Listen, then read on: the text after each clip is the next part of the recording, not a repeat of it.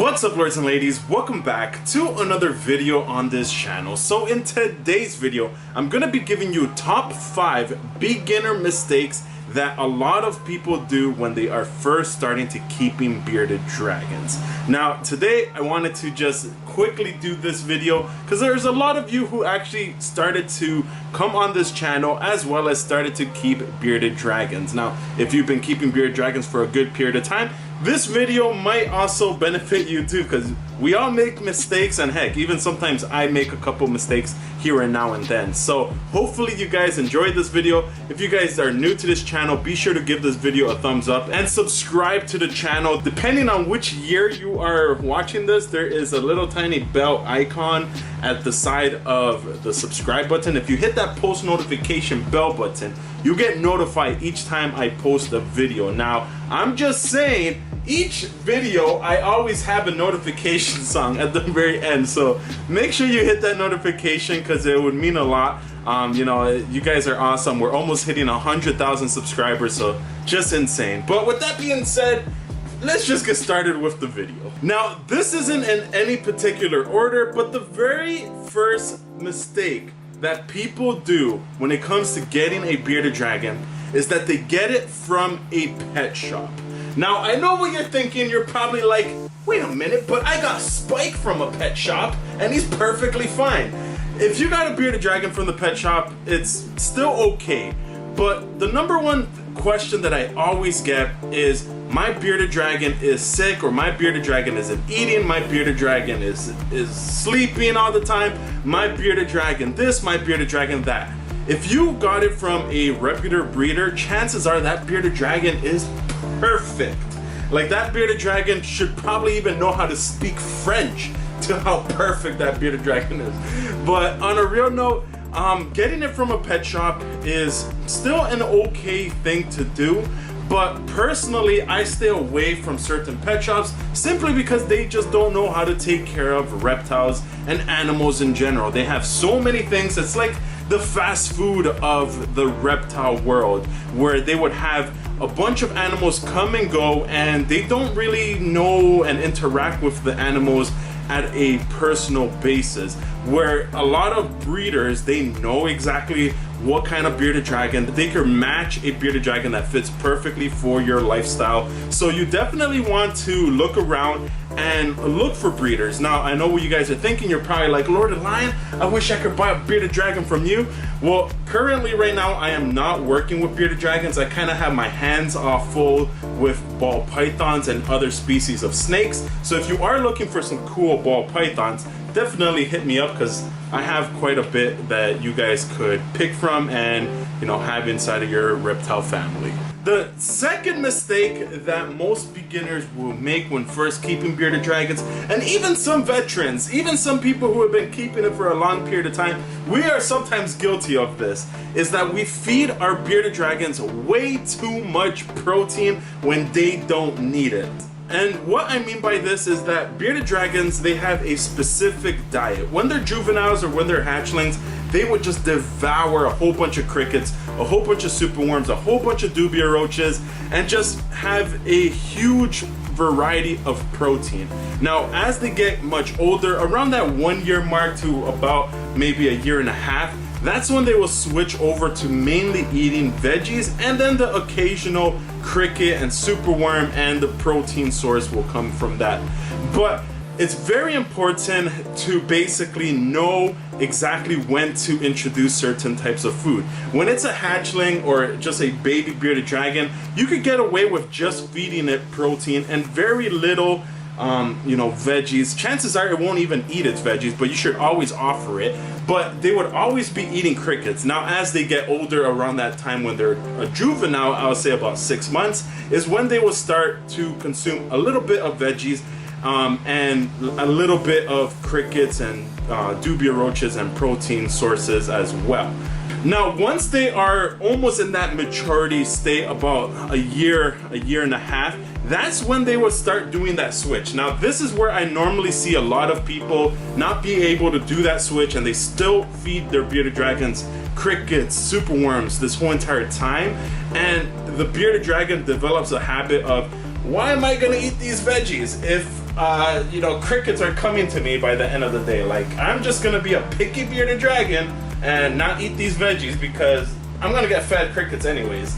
Oh my god, that's like my impression of a picky bearded dragon. But like, really think about it. Like, put yourself in the position of a bearded dragon, right? Like, if you guys were, let's say you guys were starving the whole entire day, and you know, around lunchtime it hits, and someone presented you, you know, a salad and was like, hey, here's a salad, like, bon appetit. Would you eat that salad?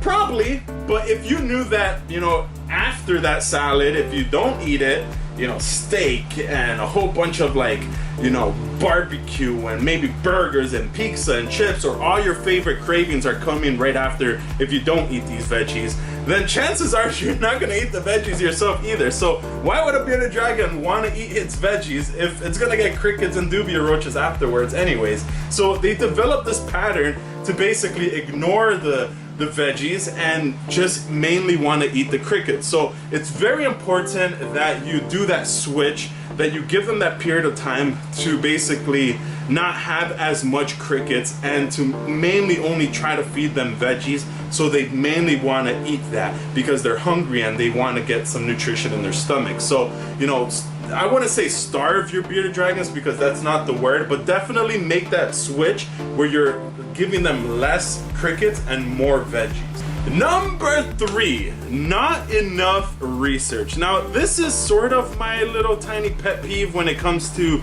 you know, selling reptiles and, you know, dealing with customers at some time. You know, I love answering questions, and to be honest, there's no dumb question that could be asked, but there's certain times where you, as the, you know, person who's gonna buy the bearded dragon, or, you know, someone who's gonna buy a reptile, a new reptile that you have no idea of how to take care of it, it's your responsibility to make sure you do enough research. Like, just consume as much videos, read as much articles, and basically get a good idea of how to take care of this reptile. Now, number 4. Now, the fourth most common mistake that beginner reptile keepers or bearded dragon keepers do is that they handle them too much at the beginning. Now, trust me, I know it's hard. The bearded dragon is cute, but put the bearded dragon down. Okay, don't put it down. But basically, when it comes to getting any new reptile, you want to make sure that the reptile settles in for about a week or 2. Basically, get the bearded dragon, put it inside of his enclosure, give it food, interact with it, see how it behaves around you, and handle it here and now and then. Don't handle them, don't cuddle with them and think that they like it and everything, because, you know, for the most part, they probably will. They probably will, and if you get it from a reputable breeder that handles their reptiles, you know, constantly, then chances are the reptile is going to be okay with handling. But sometimes you get reptiles that just want to be left alone. Like, for instance, ball pythons, like hatchlings, they want to be left alone. As much as, you know, we could handle them and everything, for the most part, you want to handle them, look at them, and then place them back inside of their enclosure. And the same thing goes for hatchling bearded dragons. You want to make sure that they get a period of time where they're settling in to their new environment. Now, last but not least, and if you made it this far, you definitely are enjoying the video, so be sure to subscribe and give this video a thumbs up. That way other people can see this video too. But the last but not least, most common mistake that I see beginners do is that they get an enclosure way too big for their bearded dragon.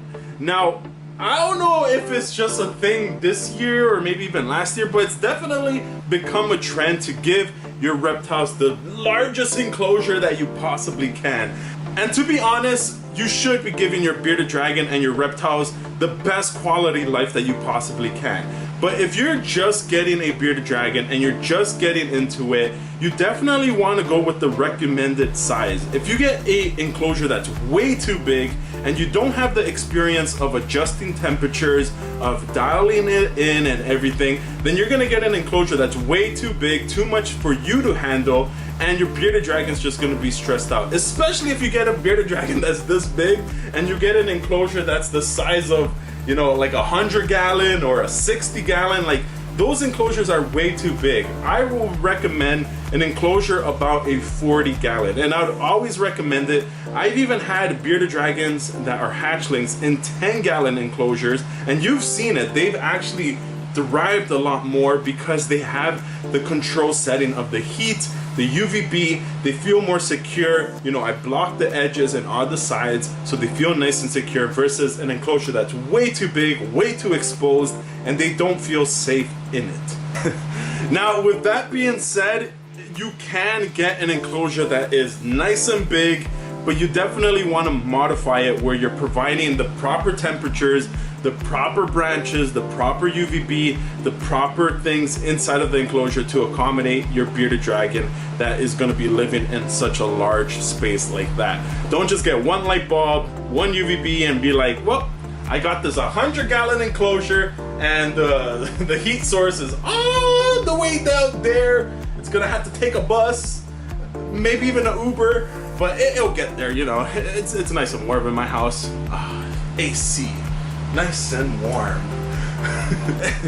But honestly, I really hope that some of you guys who are going to get a bearded dragon have a good experience, because at the end of the day, keeping these reptiles it's such a huge reward to me, to everyone who's watching this video. You guys know how rewarding it is to actually keep a reptile. So if you're new to you know, keeping reptiles, definitely do your research, look around, shop around, and I'm sure you're gonna find a reptile or a bearded dragon that fits your family. But with that being said, hopefully you guys enjoyed this video. If you guys did, it'll mean the world if you gave this video a thumbs up, and also subscribe to the channel. Like I said at the beginning, we're so close to 100,000 subscribers. It's a huge milestone for all of us, for me, for my family, and honestly, it would be amazing if we could hit that, you know, by the end of the summer or anytime soon. So with that being said, hopefully you guys enjoyed this video. If you guys did, be sure to give it a thumbs up. I'm Lord of Lion. Keep the blood pumping, and I'll see you guys in my next video. Peace. You gotta hit that notification, hit that notification, hit that notification button, baby.